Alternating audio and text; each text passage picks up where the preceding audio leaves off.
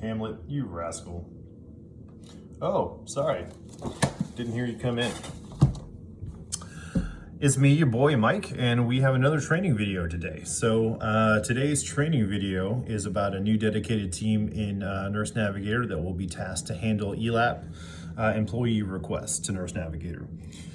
Because we've encountered certain stumbling blocks in the past with maintaining proper HIPAA protocols when dealing with GPA members who are employed by ELAP, we've created a new procedure to use when we receive these kinds of requests to ensure that they're handled swiftly and correctly. This will also be applied to cases deemed VIP by HealthWatch leadership. The first part of the video will apply to all NN staff to help you know your role when Nurse Navigator receives these requests. After that, the rest of the video will pertain just to the dedicated team in Nurse Navigator that will be researching these requests and contacting the members. So let's start. First, what is ELAP? What does it stand for? No one really knows for certain. What we do know is this: ELAP is here to stay, and it's very important that they get our very best service when they ask for our help. Okay, I do believe I am recording now. Never sure with this thing. Hello again. It's me again, or still, Mike. Hi. I am hopefully sharing my screen in this recording. This is the policy and procedure document for what we're here to talk about today, which is the VIP special team for Nurse Navigator. We are forming a VIP special team to handle certain requests for certain members and groups. That is primarily ELAP employees or HCOS, as you'll often see them listed in CTD and GBAS, as well as a handful of other VIP groups. The idea here is, for most VIP cases, other VIP cases to stay the same in terms of, if it's just a VIP member and they're not an ELAP employee or one of these VIP groups, then we would handle those the way that we have, which we just put, VIP request in the task and make sure that we do our best. These will be a slightly more heightened level of awareness with leadership and supervisors. And basically, the idea is that we have an open and ongoing communication between the dedicated special team that handles these requests and the supervisors and Nurse Navigator leadership, so that we make sure that we don't drop any balls for our VIP members and end up with an unhappy VIP. So, getting started here. This is the policy and procedure document. I will be sending this on to y'all as well to have for your own records to refer to, but we'll be using it as a sort of visual guide here. First and foremost, the purpose is pretty straightforward: to provide and describe the Nurse Navigator workflow on high priority cases for VIP groups and members. First off, NN leadership will be monitoring the tasks sent to the NN supervisor inbox for these cases and performing daily audits to ensure that all ELAP or HCOS or VIP group member requests are being tasked appropriately. Failure to task the NN supervisor inbox for these cases, or to notify leadership of cases exceeding promised completion time, failure to notify NN leadership if the request is not going to be complete by the end of the workday, is not acceptable. So really, that's what most of this procedure goes through the new workflow that we've established to prevent those kinds of things from happening. So the first part here, this applies to all Nurse Navigator staff. Anybody that could end up answering the phones, it's possible that you may get one of these members on the phone and be creating the case. So starting at the very beginning, when you're taking a call from the inbound queue, you want to note the members group and compare it against this list. Of course, first and foremost is ELAP or HCOS.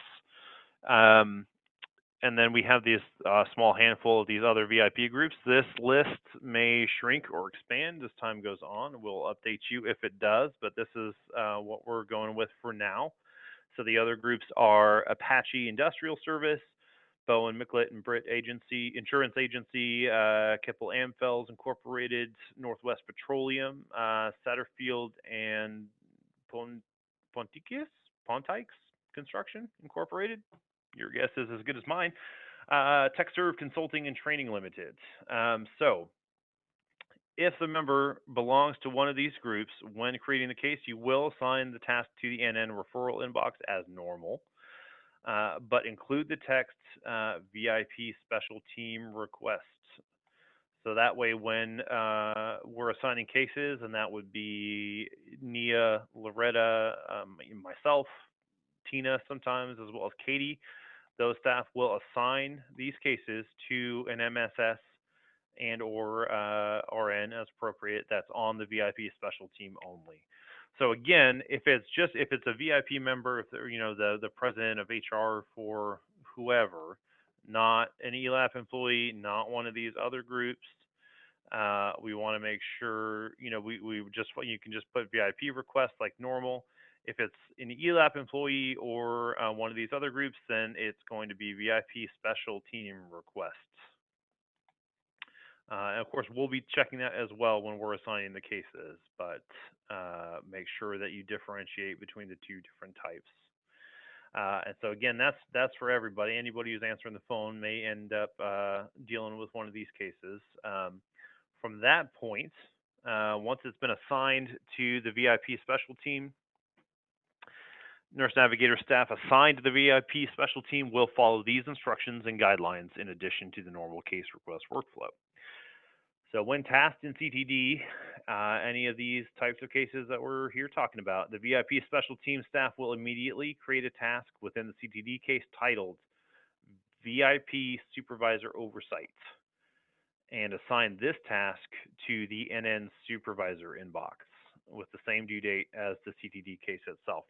Now, as often is the case with VIP requests, a lot of them are urgent, fast track cases. It's not always necessarily, but we do, even if it's not a fast track, we still want to make sure that for ELAP employees and these other VIP groups right now that we have supervisor eyeballs on this and regular updates so that we're not making any mistakes or dropping any balls. So after the VIP supervisor oversight task has been created, the VIP special team staff will send an email. This is the important part because this is where all the fun stuff is going to happen. You'll create an email, and this is your responsibility when you get assigned the case. And that email will be to NN leadership, including Barbara, Rosie, Lindsay, myself, and Tina. You'll title the email VIP case, and then the NN case number, and include any additional staff assigned to the case. So if you're the MSS, include the assigned nurse and vice versa. This email thread is going to be used to provide updates on the progress of the research and member communications, in this case to NN leadership. So it'll kind of run parallel to the case notes, but we want it in an email that leadership and supervisors see so that we know what's going on at a glance, and we're getting updates without having to go and check on these cases individually. And where that becomes important is if the case is going to exceed the promised completion time, VIP special team staff must communicate this to NN leadership proactively before the time limit is exceeded. VIP special team staff are expected to anticipate obstacles and manage their workload such that you can let us know if it's a P1 doing 2 hours and you're an hour into it and you hit a major roadblock, then that we need to know that so that we can start moving and update the member, let them know that it may take a little bit longer, get additional staff to help, whatever we have at our disposal.